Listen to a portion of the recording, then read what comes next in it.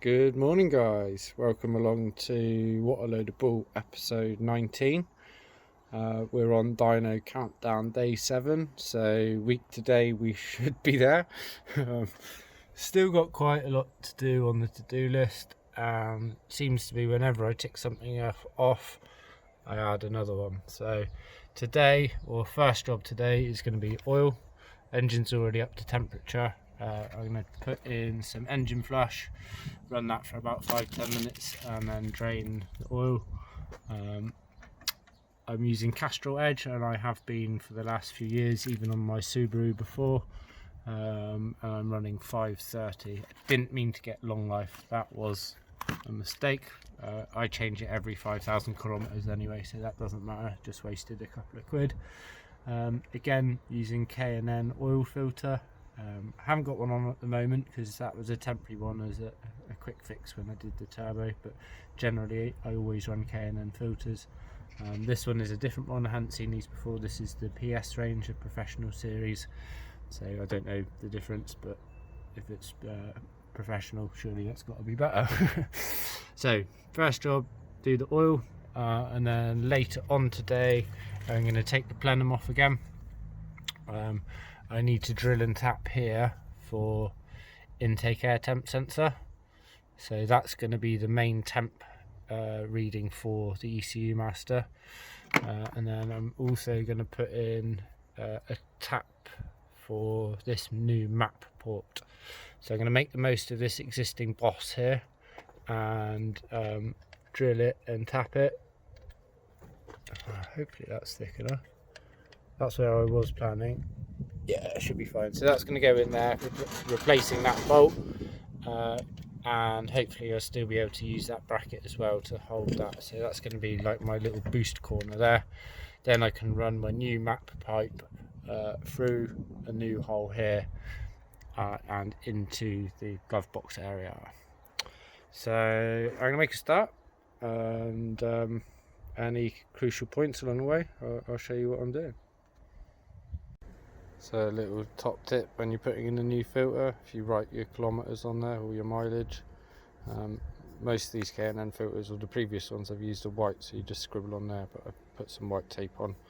I'm not planning on getting rid of the car, but at least I know when I did it, should I need to remind myself.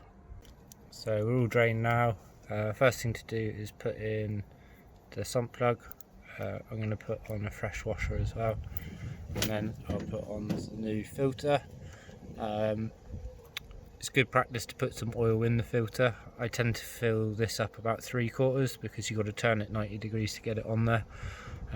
Some filters go in vertically and then you can fill it right to the top, but I always tend to spill a bit if I fill it right up. So about 3/4 full, fresh, either a crush washer or a copper washer.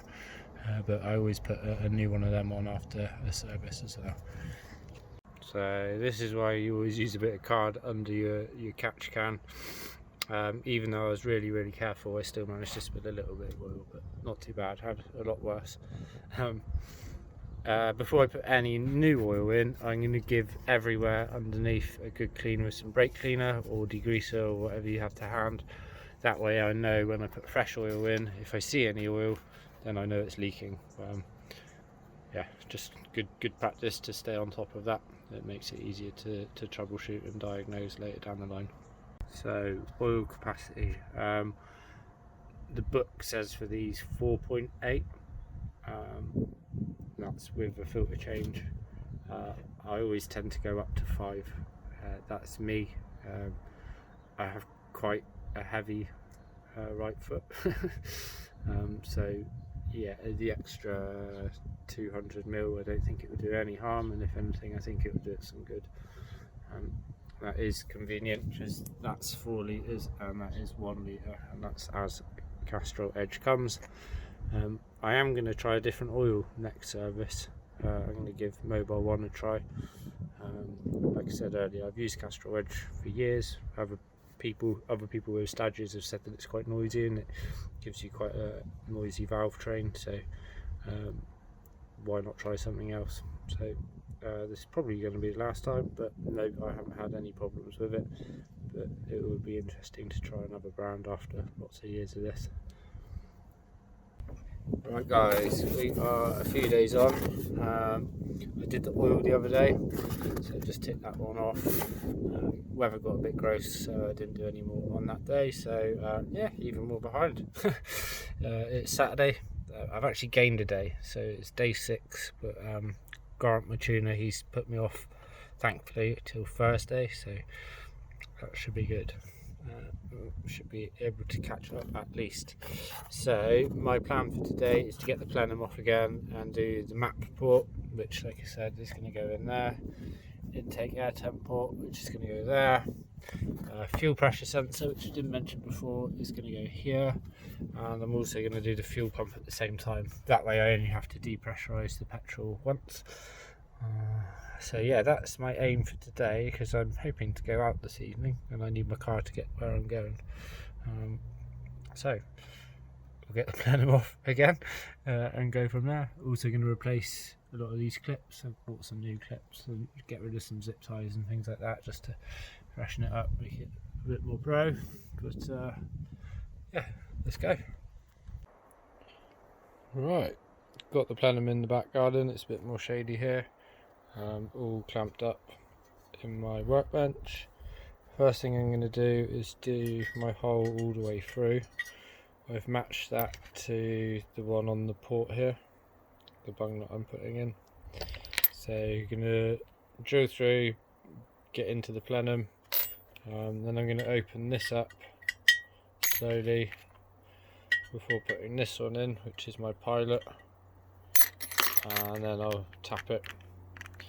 I would like to make it dual purpose and turn this one, or this was the bracket that I was using anyway, I'm going to flip it around and do it slightly differently. I would quite like to have this on there as well, so I'm going to drill out that hole and that hole and then see what works before putting some thread seal on it. So yeah, I'll get the first hole through and let you know how I get on. Right, so I'm actually ploughing ahead. Got both done now, so just gonna fit the sensor and seal it up. I had the tunes blaring, summer vibes in the back garden. So I got some thread tape on this. It's a bit of an odd fit, but it is going to work. I'm going to put a tiny bead of copper silicone around there and then stack it out with a couple of washers, and it should be perfect. I'm not going to over tighten it, and we'll come back to that one. And then I'm going to give it a good clean out, rinse out, and then a fresh lick of paint. While that's drying, I'll move on to the fuel pump. And you know what, kids, I think it might just work. So I kind of countersunk that halfway through, and that's tight, that ain't going nowhere. So proof of concept proven. I'm going to take it out and just put a little bit of this in there as well, just to add to good measure. Got the intake temp sensor in and managed to get it to line up so that it's horizontal, so I will sleep tonight. But yeah, get this out, a bit of silicone in there and a bit of paint, and we'll crack on. Okay, so the intake I've just given a lick of paint, so that's drying in the sun out back. I'm now moving on to the fuel pump. I've had this for months, so I'm quite glad to be fitting it at last. Gone for the Deechworks 200. That's got a 255 litres per hour flow rate. Reason I went for that, a couple of reasons, is form factor. It will fit in the original place. It will work with variable voltage, so it doesn't have to have a full 14 volts. It will work from 6 to 14, which is kind of how the Nissan works from stock. And also they do a lot, they sponsor a lot of channels which I follow, like Motion Auto TV and Adam Elsie and things like that. So I enjoy those shows. I'm going to support them, buy their products. Sucker for advertising. Anyway, let's get this off. Other things I've got a fuel filter. Okay, this I actually got from Import Car Parts, so I think they're starting to stock more M35 stuff, which is good. So I think that goes in first, pump and then housing. I don't know, we'll work it out. Okay, so that cap comes off easy enough. these clips just turn 90 degrees. It's pretty gross in there, so I've given it a bit of a clean. I think what I'm going to do first is undo the supply quick connect. That should hopefully depressurize the system. I'll put a rag in here, and then I'll go to the engine bay and do the cut that I need to do there and get the boss for the fuel pressure sensor in, get that done before I open up the actual tank here to get the filter in. So I think that makes sense. To me it does. Alright, fuel pressure sensor in. Pretty chuffed with that. I'll put a link to the boss that I've got there. I got that on eBay, I think. But yeah, I'll put a link in the comment in the description for that one. And the sensor was supplied by my tuner, so I'm not sure the brand on that, but he said that's his tried and tested one, so that's the one that I'm running with. So that should keep it all nice and neat. And then my new sensor loom that I'm going to make, we'll just have to come in here, wire off one onto there, and then the other one which will come up and round and onto the intake air temp. Excuse the board shorts, this is the nearest cleanest thing to block the intake. So now that's done, I'm going to go and crack on with the pump.